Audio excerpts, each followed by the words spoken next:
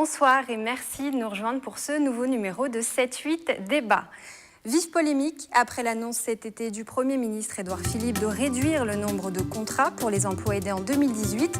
Des contrats spécifiques censés permettre à des personnes éloignées du marché du travail d'avoir accès à l'embauche et l'accompagnement professionnel.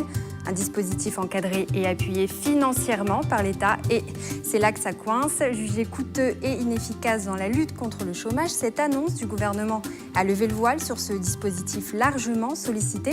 Du coup, à la surprise de beaucoup, une rentrée plutôt mouvementée pour de nombreuses associations, établissements scolaires, mairies, qui ont souvent recours à ces contrats. Grogne des élus, inquiétude des collectivités et associations locales. Pourquoi cette mesure fait-elle polémique ? Les contrats aidés sont-ils inefficaces ou au contraire indispensables ?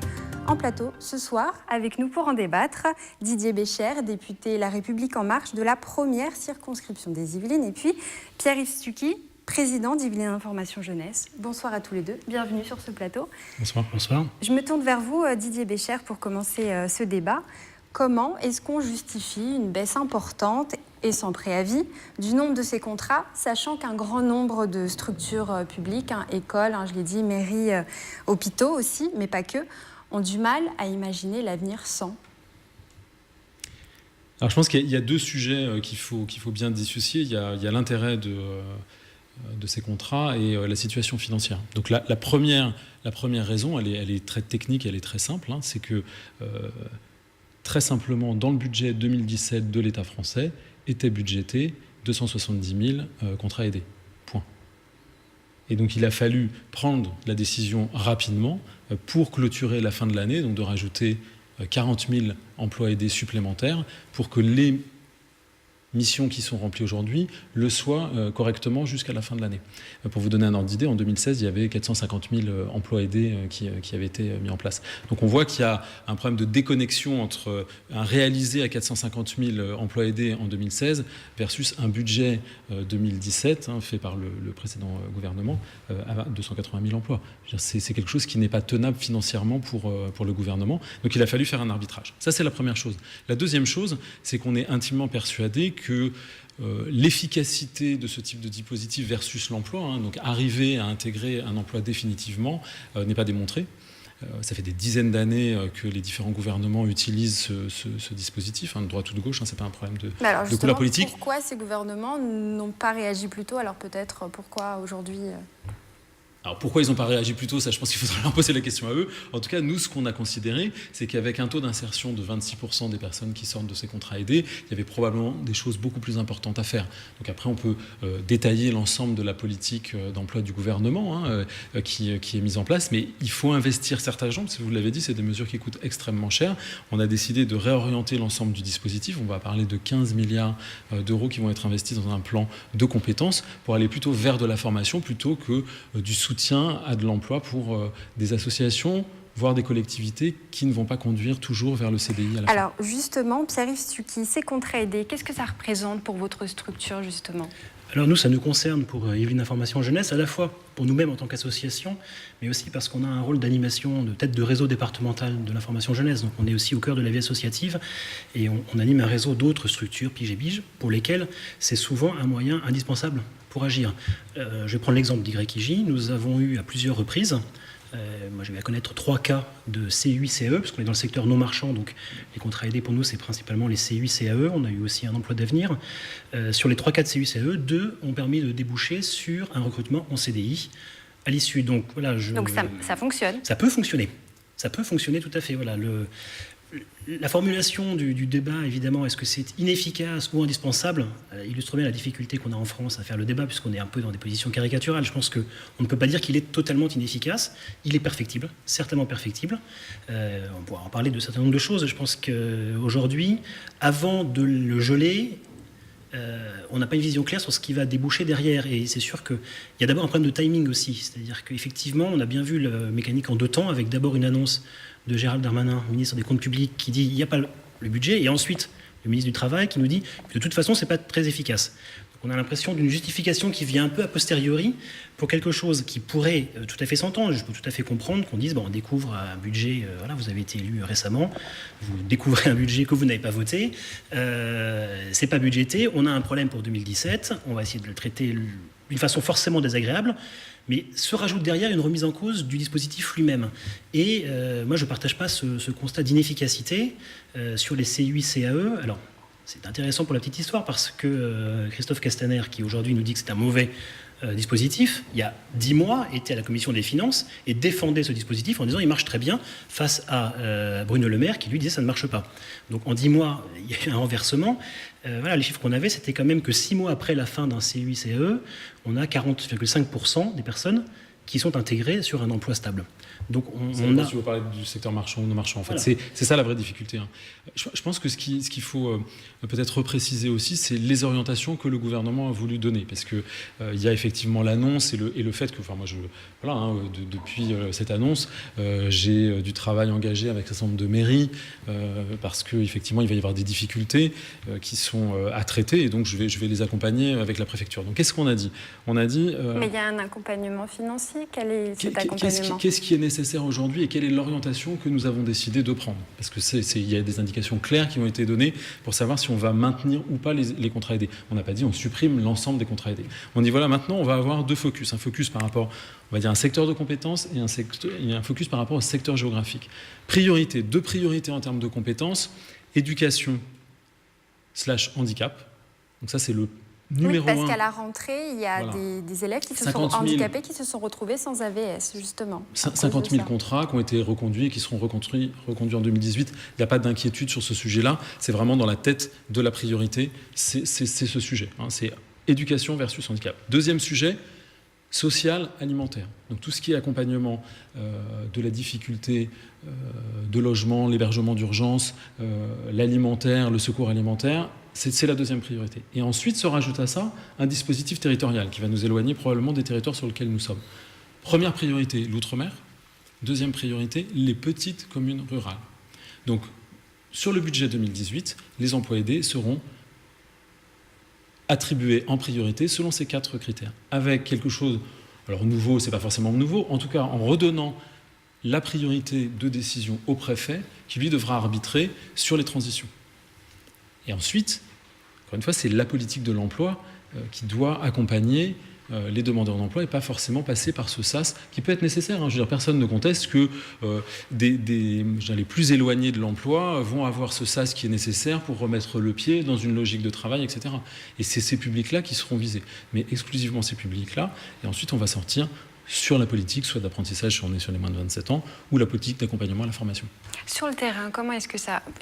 je vous ai vu réagir, allez-y, je poserai ma question après.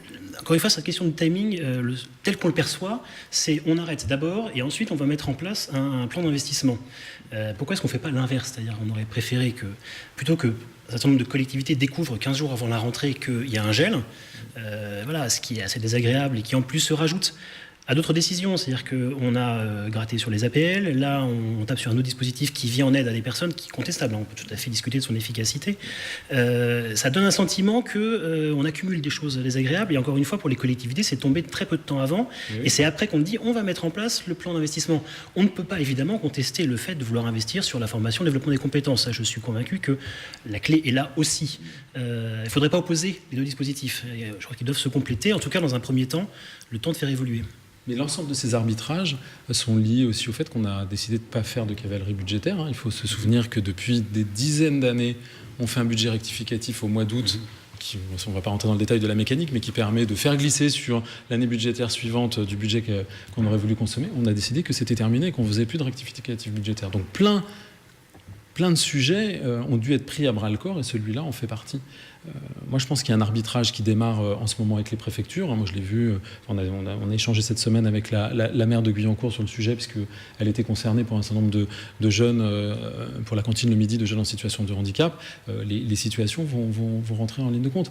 Après, dès l'instant, plus on va s'éloigner de ces 4 critères prioritaires dont on parlait tout à l'heure, plus on va devoir se mettre dans une situation où il n'y aura plus de contrats aidés. Oui. Alors, cette décision, dans l'immédiat, elle a eu un impact assez conséquent puisqu'un grand nombre de personnes se retrouvent aujourd'hui sans travail du jour au lendemain. Donc des personnes qui se retrouvent donc au chômage ou qui vont percevoir le RSA. Dans l'immédiat, les allocations chômage ne coûtent-elles pas plus cher à l'État que ces contrats aidés finalement ?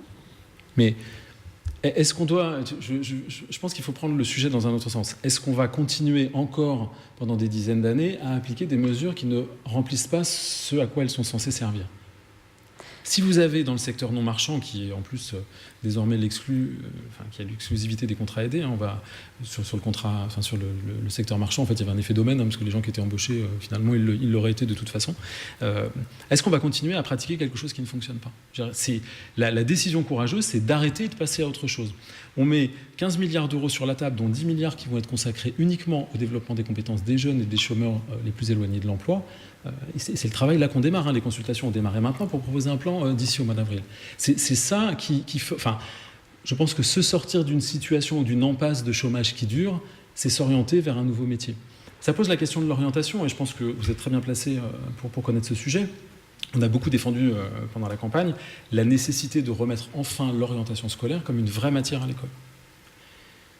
Tant qu'on ne retraitera pas les sujets d'orientation, de connaissance des métiers dès le collège avec nos élèves, on va s'éloigner de plein d'opportunités de métiers qui ne sont pas connus par ceux qui pratiquent l'orientation scolaire. Donc on va résoudre cette question de chômage avec les formations. Mais bien sûr. Et on va le résoudre aussi avec plus d'orientation en amont et une reconnaissance et une revalorisation aussi de la filière professionnelle. Il ne faut pas... Enfin, je prends un exemple concret. On poursuit, mais juste, j'aimerais que vous réagissiez à ça. Sur le terrain, justement, vous, avec votre structure, oui. Est-ce que les jeunes ont besoin de plus de formation ou est-ce qu'au contraire, le fait de ces contrats aidés qui permettent une insertion professionnelle, un premier peut-être un réseau, leur permettre d'avoir une activité et de reprendre une activité en tout cas pour certains, est-ce que c'est pas... qu'est-ce que vous pensez de cette... de ce que monsieur le député est en train d'expliquer sur cette mise en place des formations. Je crains qu'on se trompe si on oppose les deux. Je pense qu'on a besoin effectivement de former plus. Je suis entièrement d'accord et très sensible à la question de l'orientation, de la découverte des métiers. On découvre les métiers beaucoup trop tard. Le système scolaire ne fait pas découvrir les métiers. Il se trouve, pour la petite histoire, que j'ai une double nationalité et je suis aussi d'un autre pays où l'apprentissage est la voie normale d'éducation. Et donc ça paraît normal de faire de l'apprentissage, ce qui n'est pas du tout le cas en France, et c'est bien dommage. Donc je pense que c'est effectivement quelque chose auquel on souscrit et qu'on souhaite voir. Excusez-moi, arriver. de quel pays la double nationalité ? La Suisse, très bien. Néanmoins, je maintiens vraiment l'utilité des contrats aidés, qui, dans le secteur non marchand en particulier, peuvent fonctionner. Avec un certain nombre de conditions, je pense qu'on peut envisager par exemple de durcir le fait que les structures qui accueillent jouent bien le jeu de la formation. Ce qui est anormal, c'est qu'il n'y ait que 23% de jeunes en CUCAE qui suivent effectivement la formation qui est prévue au contrat. Ça, c'est pas normal. Ça, tout à fait, voilà un sujet sur lequel on ne peut pas rester en l'état. Donc il y a des évolutions à faire et ça rejoint l'importance de la formation justement. Je pense que le fait que le CUCAE débouche sur un contrat, ça peut dépendre des personnes. Comme tout recrutement, des fois ça marche pas. Mais si les conditions sont réunies, on en a fait l'expérience et ça peut fonctionner. On a beaucoup d'employeurs qui voudraient avoir des débutants déjà expérimentés. On voit toujours ça même sur les fiches d'emploi, des débutants avec expérience. Les contrats aidés, ça permet aussi de se confronter à la réalité, de reprendre un rythme, de venir le matin au boulot, etc. Donc je crois qu'il faudrait vraiment pas opposer l'un et l'autre et dire puisque c'est pas bon, on arrête tout et on passe complètement à autre chose. À mon avis, les différents dispositifs doivent se renforcer et nous on plaide vraiment pour le maintien d'une forme de contrat aidé qui doit évoluer, qui peut être durcie dans ses conditions, qui doit être renforcée, mieux intégrée avec le reste de la formation, etc. Je pense qu'on partage le point. Tiens, je rappelle, on n'arrête pas les contrats aidés. On les diminue et on les recentre sur les personnes les plus éloignées de l'emploi et sur les 4 secteurs dont nous parlions tout à l'heure. Si on revient à 2 minutes, je voulais vous donner l'exemple parce que quand on a fait la pré-rentrée avec des professeurs de lycée ici à Montigny, dans un lycée de Montigny, on est arrivé très vite à la discussion. Oui, mais vous comprenez, on a des jeunes qui arrivent, donc on parle qui arrivent en seconde, et qui finalement n'ont pas le niveau scolaire pour suivre une seconde générale. Et on a la chance, Ils ont la chance dans ce lycée d'avoir à la fois de l'enseignement classique, mais aussi d'avoir de l'enseignement technologique. Et ils ont la chance de s'intéresser en fait au profil des jeunes qui arrivent et qui disent finalement on arrive chaque année à réorienter 4-5 élèves vers la filière technologique et on a des réussites absolument extraordinaires. Est-ce que vous ne croyez pas que là il y a quelque chose qui ne fonctionne pas ?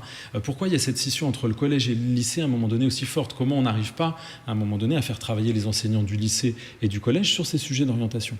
Il y a la volonté dans ces 15 milliards d'euros de remettre la filière technologique comme une filière d'excellence à travers l'apprentissage, par exemple, il n'y a pas que l'apprentissage, mais c'est un sujet qui est essentiel. On ramènera beaucoup plus directement à l'emploi un certain nombre de jeunes qu'on laisse aujourd'hui s'enferrer dans la filière classique et qui, au bout du bout, les amène vers un échec scolaire parce qu'ils n'ont pas eu une appréhension concrète de ce que va être leur métier demain. Et ils s'éloignent du marché du travail par ce biais-là. Sur ce fait...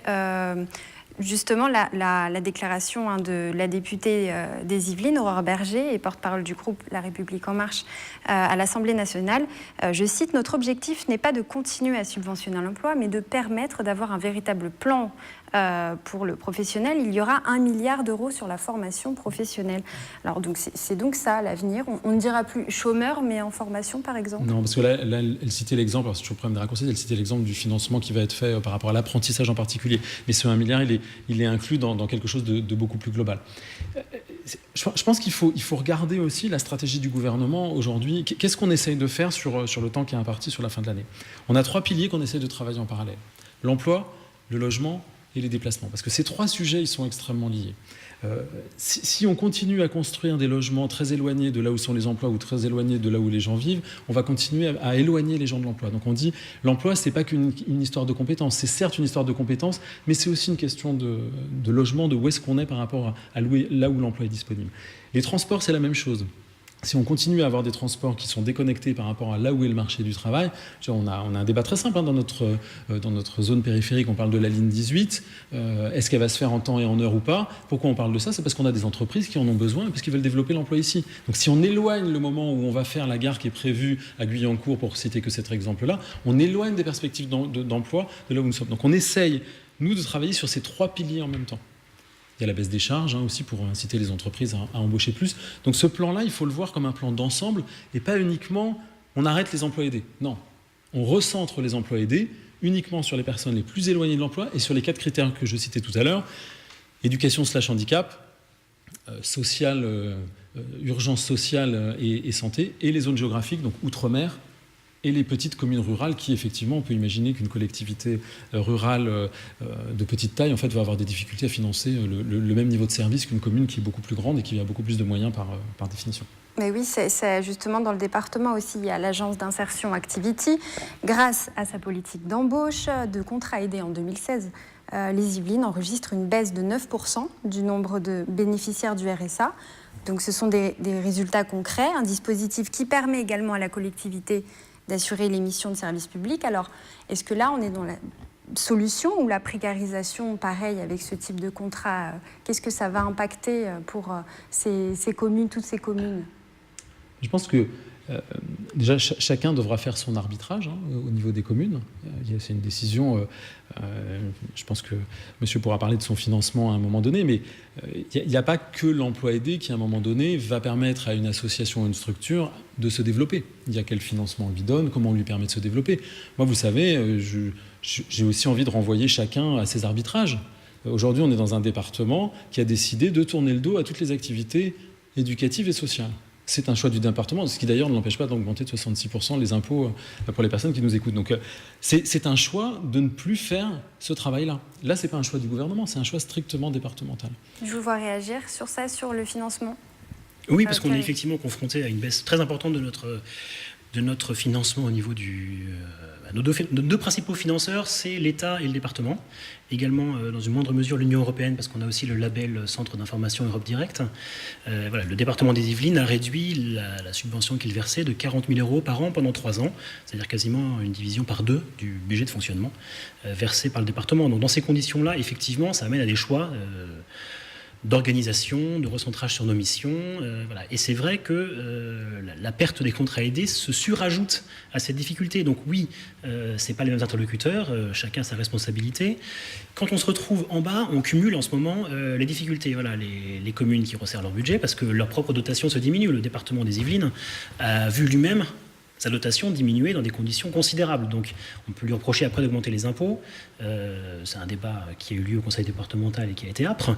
Il a subi une baisse de la dotation qu'il n'avait pas choisie. Donc en pluie fine, ça finit par retomber en bas sur le terrain et on a de plus en plus de mal à boucler nos budgets et à accomplir nos missions. L'information jeunesse est une mission qui est définie par l'État, qui a redéfini et réaffirmé le label.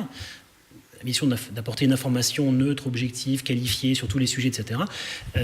Si on n'a plus les moyens d'assurer la mission que l'État nous confie, je ne sais pas comment on va continuer à faire. Donc on a encore un peu de visibilité devant nous, mais dans 2-3 ans, je ne sais pas comment on fera. Alors finalement, j'aimerais qu'on regarde ces chiffres. On a évoqué un certain nombre de chiffres. 459 000 contrats aidés en tout en 2016. 310 000 oui, en 2017, pardon. Et là, les derniers chiffres, donc 200 000 en 2018, dans le secteur non marchand, oui. Il faut préciser. Qu'est-ce que ça dit de l'état de santé du marché du travail en France, Pierre-Yves Stucky? Finalement, est-ce que certaines entreprises, peut-être certaines structures ne se cachent pas aussi derrière, ne profitent pas peut-être aussi de ces contrats pour embaucher, c'est une main-d'œuvre à subventionner, finalement. Quand on emploie, et si on a une perspective de développement et de durée de son activité, ça n'arrange pas du tout l'employeur de faire du turnover et de faire tourner les effectifs. Je le vis aussi comme chef d'entreprise. Quand j'accueille quelqu'un, j'ai envie qu'il reste parce qu'on investit sur la personne, on la forme, elle apprend un métier, elle apprend une façon de faire un métier, même si elle a appris de façon théorique dans sa formation. Et si la personne, au bout de 12 mois, s'en va et qu'il faut recommencer, c'est pas intéressant du tout. L'intérêt, ça reste quand même d'accueillir quelqu'un et de l'intégrer ensuite. Je l'ai vécu dans mon entreprise avec l'apprentissage. Et depuis 7 ans maintenant, on a toujours un apprenti avec le but que, à la fin, il reste dans notre effectif parce qu'on a investi sur lui. Donc, oui, il y a sûrement des gens qui profitent, certainement, mais je pense qu'il ne faut pas jeter l'opprobre globalement parce que les structures, qu'elles soient marchandes ou non marchandes, leur intérêt, c'est de durer et d'être efficace dans l'action. Et donc, si tous les 10 mois, il faut recommencer à tout réexpliquer, voilà, et ça, c'est vrai, quels que soient les types de métiers. Il y a de la clarté aussi à donner, je partage vraiment ce point avec vous. C'est une des difficultés que beaucoup d'entrepreneurs en fait, remontent régulièrement. C'est qu'en France, on a quand même du mal à avoir un cap et à s'y tenir. Si vous investissez à un moment donné en vous disant, bon alors voilà, en ce moment il y a le CICE, donc voilà, ça me ramène mon coût de salarié réellement à ce prix-là, parce qu'il est subventionné à travers le CICE, mais que vous ne savez pas ce qui se passe jusqu'à maintenant. Vous ne savez pas si l'année prochaine le CICE va être reconduit, ça vous donne de l'instabilité, enfin de l'insécurité, et donc vous n'embauchez pas. Donc c'est pour ça qu'on va transformer le CICE en allègement de charges, comme ça, définitivement, on sait à quoi s'en tenir. Ça, c'est des éléments de clarté qu'il faut arriver à donner. Dans les chiffres que vous donniez tout à l'heure, c'est intéressant de regarder que ceux qui seront maintenus pour 2018, les emplois aidés, les 200 000 dont vous parliez, sont effectivement dans le secteur non marchand, puisqu'on a décidé d'arrêter sur le secteur marchand. Et c'était d'ailleurs le chiffre le plus élevé, donc il n'est pas très éloigné, ce 200 000, du chiffre qui existait en 2017 réellement sur le secteur non marchand. Donc le gap, il existe. Certaines structures vont devoir travailler cette transition, mais c'est quand même sur le secteur non marchand que la diminution, évidemment, va être la moins importante. Un mot de conclusion, chacun, avant de terminer cette émission. Didier Bécher, je crois que ces emplois aidés, ils sont nécessaires, encore une fois, pour ceux d'entre nous qui sont le plus éloignés de l'emploi. Et ça, personne ne le conteste, et on maintiendra cet état d'esprit dans les contrats aidés. Maintenant, il faut recentrer là où il y en a le plus besoin aujourd'hui pour nos collectivités sur le terrain. Donc, recentrer. Pierre-Yves Stucky, un mot de conclusion. Je suis heureux d'entendre dire qu'ils sont nécessaires, parce que je pense qu'ils sont perfectibles, à l'évidence, de plein de façons différentes. Je crois qu'ils sont vraiment nécessaires, et pour les structures qui accueillent, et surtout pour les jeunes eux-mêmes, parce que c'est préférable qu'ils aient cette expérience du travail. Voilà. Et je termine juste en disant qu'il y a d'autres dispositifs qui existent aussi, qui n'ont pas la même vocation, mais Yvelines Information Jeunesse organise 3 journées de service civique dating, qui ont lieu les 5, 12 et 19 octobre, à Aubergenville, Maurepas et Poissy, et que j'espère qu'il y aura beaucoup de jeunes qui viendront parce qu'on a des structures qui sont prêtes à accueillir des jeunes en service civique. Très bien, merci à tous les deux d'être venus sur ce plateau pour débattre ce soir de la polémique sur la réduction du nombre de contrats aidés jugés inefficaces et coûteux par le gouvernement. L'émission est à revoir sur notre site internet et à commenter sur les réseaux sociaux. Bonne soirée, à la semaine prochaine.